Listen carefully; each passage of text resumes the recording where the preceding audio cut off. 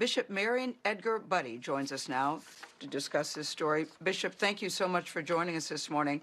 I want to start with your comments yesterday. I heard you use the word outrage. Normally, that's a very strong word to use.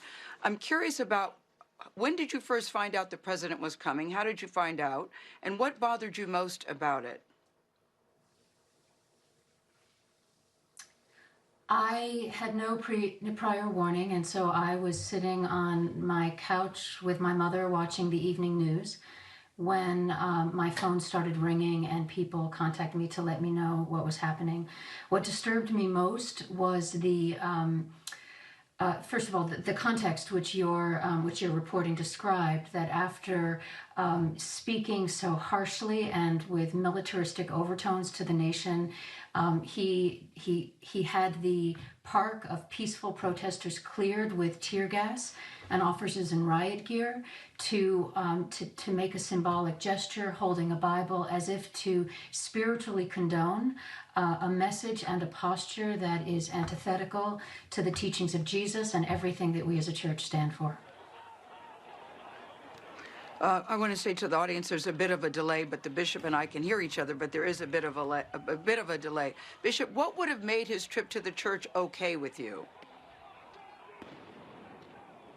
If he had come to church to pray, if he had come to acknowledge the grief and the outrage that people are feeling at yet another senseless, brutal killing of an African-American man at the hands of a white police officer, if he had come to speak a word of healing, to acknowledge that, as your own reporting has suggested, the deep roots of racism that are at the heart of this agony, if he had spoken a word of hope to the thousands upon thousands of young people who are wondering how they can live into their future, any of those things would have been a welcome gesture on the part of our president, but not a symbolic misuse of the most sacred texts of our tradition and the backdrop of our church. You are not the only one, we should say, this morning using the word outrage, but a lot of the president's allies are saying it was a show of strength. What is your response when you hear that?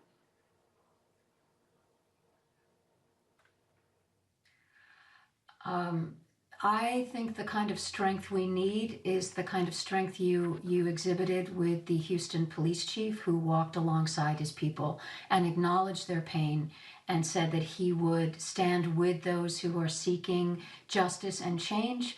And when you enter into that kind of posture and relationship with people, you are immediately given credibility and a place to be heard. That's the kind of message that we all need and the leadership that we are looking for. I know you've spent 18 years working as a rector in Minneapolis. You know this city very well.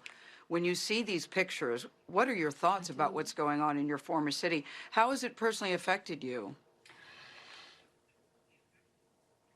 Well, personally, it is one of the great heartaches of my life. I have family there. I have deep friends. I know something of the deep racial divides of that city that are historic and embedded in the institutions of that of the city and of the state. And so, all of that, and yet the deep desire of so many to bring about change, and the violence that is erupting it's devastating, but the fundamental cause of the pain is something that we all must look at and all must address, or it will keep on repeating itself in city after city and neighborhood after neighborhood, town after town in this country until we look at that primal sin, address it, and seek true reconciliation and justice in our country. All right, Bishop, thank you. Before you go, does President Trump go to that church, your church, on a regular basis? No. He's